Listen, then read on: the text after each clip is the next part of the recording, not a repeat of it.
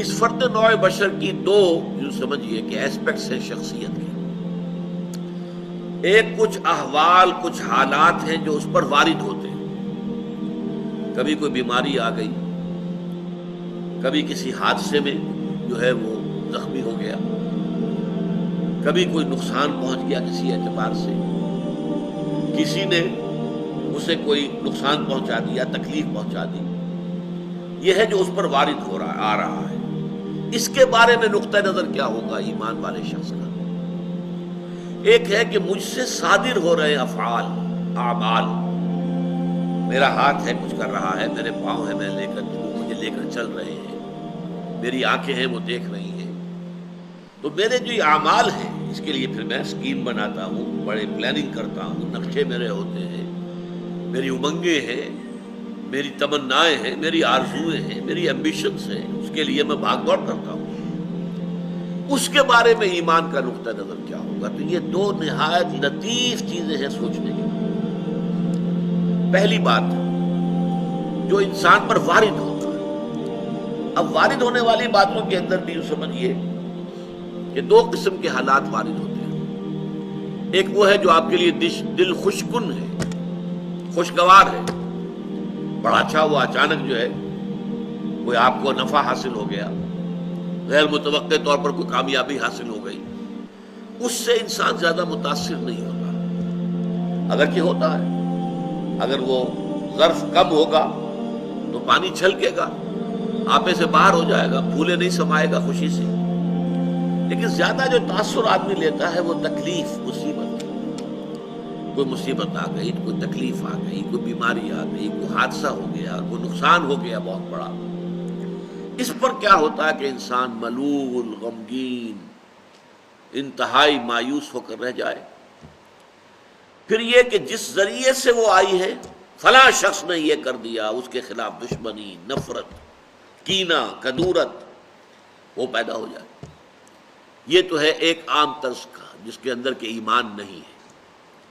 جس میں ایمان ہے اس کی سوچ بالکل مختلف ہوگی. وہ کیا ہے؟ ما صاب من مصیبت الا باذن اللہ. نہیں پڑتی کوئی پڑنے والی کوئی مصیبت مگر اللہ کے اذن سے. جو بھی کچھ ہوا ہے، پہلی بات یہ جان لیجئے کہ وہ اللہ کے علم کے بغیر نہیں ہوا. واللہ بکل شیء علیم، یہ آیت اسی پر ختم ہوگی. اللہ ہر چیز کا جاننے والا ہے.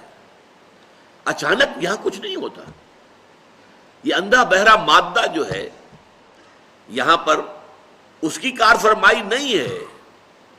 در حقیقت فیصلہ اللہ کا چل رہا ہے. جو شے بھی وقوع پذیر ہوتی ہے وہ ایک تو یہ کہ اللہ کے علم میں پہلے سے موجود ہوتی ہے، دوسرے یہ کہ اللہ کے اذن سے آتی ہے. چاہے کسی ذریعے سے آئے. کسی نے آپ کو اٹھا کر پتھر دے مارا، اس نے پتھر پھینکا آپ کی طرف، یہ اس کا کام تھا، یہ اس کا عمل تھا. اگر اللہ نہ چاہتا یہ پتھر آپ کو نہ لگتا. آپ کو لگا ہے تو یقیناً اذن رب سے لگا ہے. اب انسان اگر سوچے، میں یہ بھی کہہ سکتا ہوں کہ یہ پتھر مجھ نے مجھے مارا، اور میں یہ بھی کہہ سکتا ہوں کہ اللہ کی طرف سے آیا. اب سوچ سے نقطہ نظر میں کتنی بڑی تبدیلی آ جائے گی. پہلے نتیجے میں غصہ، انتقام، غضب یہ پیدا ہوگا اس شخص کے خلاف، اور دوسرے نتیجے میں یہ کہ ٹھیک ہے اللہ کی طرف سے ہے، جو اللہ نے چاہا وہ ہو گیا. فلاں نے یہ کر دیا، فلاں نے یہ کر دیا، فلاں نے مجھے اس تکلیف میں ڈال دیا، فلاں کی وجہ سے مجھے یہ نقصان ہو گیا. ان سارے سے برو کشیر سے پیچا کے ہست و بود مرا، کہ اقدہا کے مقام رضا کشود مرا. اللہ کی طرف سے آئی ہے، میں راضی ہوں، میں مطمئن ہوں، میرے رب کی طرف سے ہے، جو کچھ ہے بن جانب اللہ ہے. ما اصاب من مصیبت الا باذن اللہ. نہیں پڑتی کوئی پڑنے والی کوئی مصیبت، کوئی تکلیف مگر اللہ کے اذن سے. اللہ کے اذن کے بغیر پتہ تک نہیں ہلتا. یہاں پر اس بات کو یقین کے درجے میں جان لیجیے، اللہ کے اذن کے بغیر اس کائنات میں پتہ تک نہیں ہل سکتا.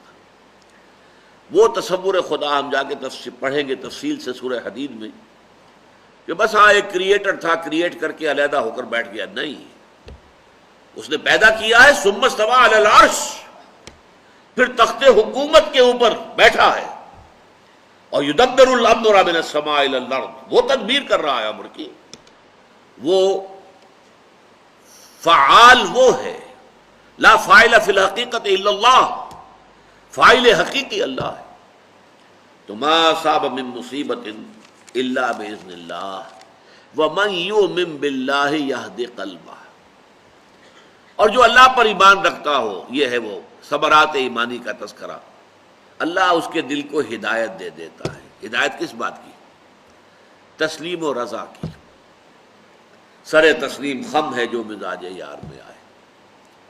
اے اللہ، اگر تیرے لیے تیرے حکم سے یہی تھا کہ میرا بچہ فوت ہو جائے، میں مطمئن ہوں، تو نے دیا تھا، تو نے لے لیا، اس پر صدمہ کاہے کا؟ کوئی اس میں بھی خیر ہوگی، کوئی بھلائی اس میں بھی مضمر ہوگی۔